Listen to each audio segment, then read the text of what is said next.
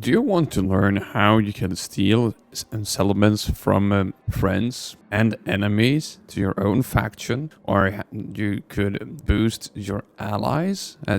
That's what we're gonna talk about in this video. Hi, my name is Ruza, and I will give you a quick guide to Tzeentch, or however it's pronounced. Please let me know down in the comments on how I should pronounce the name. This faction, they are hilarious. A little bit tricky to get into at first, but if you give yourself some time, they're fun. They have great ranged units, and you have incredible amount of magic and much more. In this quick guide to Tzeentch, we are gonna talk about Unholy Manifestation, Changing of the Ways, Winds of Magic, a little bit of the technologies, diplomacy, and objectives, and also a little bit all around how you should get going with this faction. If this is something that you will enjoy, be sure to boop the like button for the YouTube algorithm. And if you want more strategy game guides, be sure to hit that subscribe button. But yeah, let's jump down. I will try to keep it to 5-6 minutes, and let me know later what you think about it. When it comes to the character details, it's standard setup. You can equip items. It's not like the Demon Prince that you can change body parts, but it would have been nice.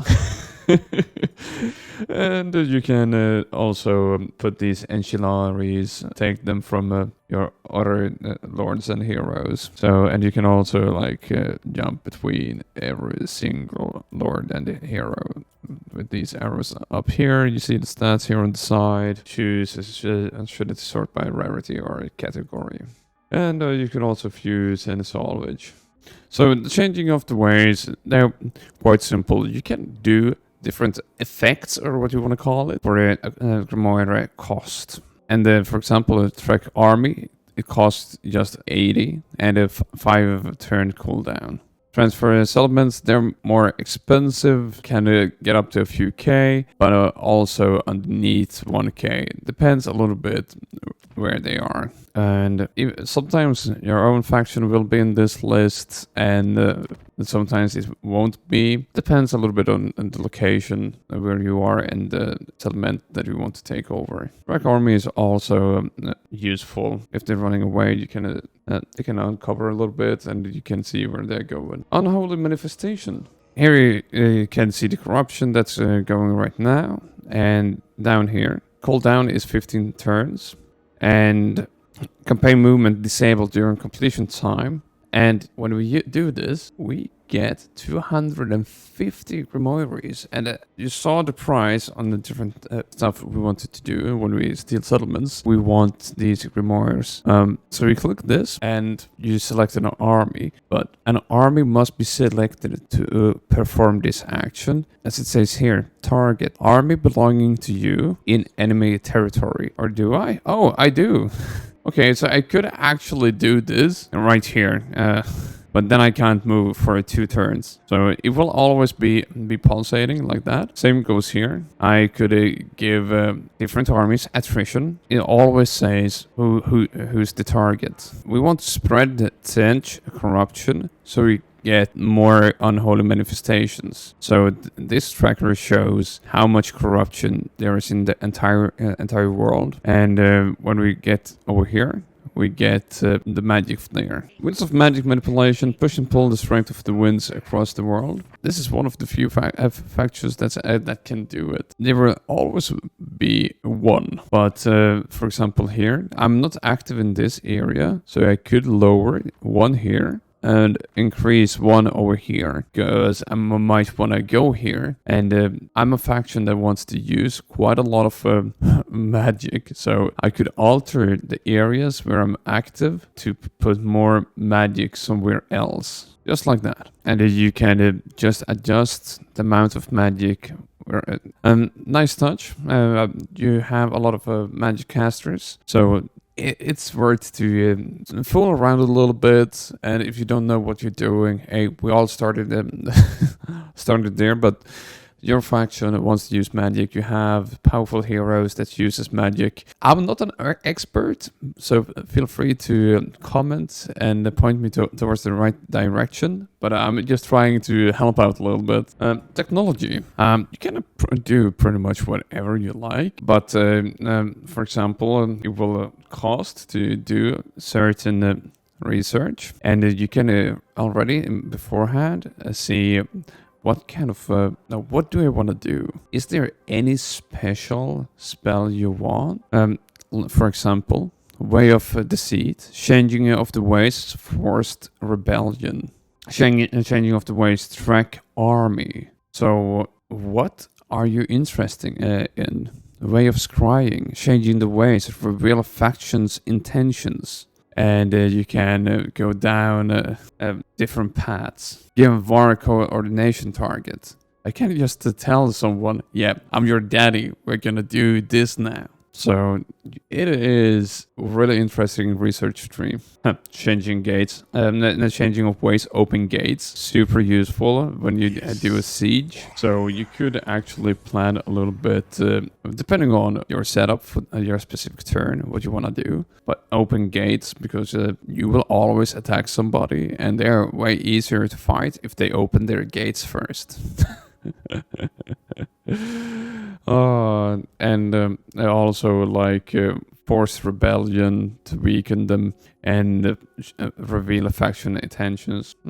Could be useful as well, but everything depends on your fighting style. When we come to diplomacy, everyone hates you pretty much. I'm a little bit shady, and I have a lot of enemies.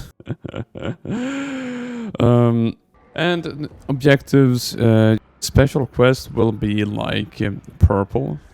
And here we have victory conditions as well. Complete one of every realm that we spoke about. We need one of each. And that's like the Forge of Souls campaign victory. But domination is also an option. So we get a domination victory if we slay all of these. As usual, you can get access to some special buildings, and I would recommend to build, for example, when you build, this element can only go to level 3, so what you should put down a building that it goes up 3 steps. It's in your capital city. You can go up to the 5th level. So sometimes you might have to build something else, like this one, but we can only go up to level 2, and we will never get the 2 last benefits. So no Chaos Knights or no Doom Knights if we build this building in a minor settlement. So it's just a capital that you will go up to level 5. The smaller settlements go up to level 3. So I try to put the level that have the cap on level 3. Those buildings I try to put here in the smaller ones. And what should you prioritize? Money, control, depending a little bit of the faction. But I also try to get a little bit of everything, really. I go income, growth, corruption.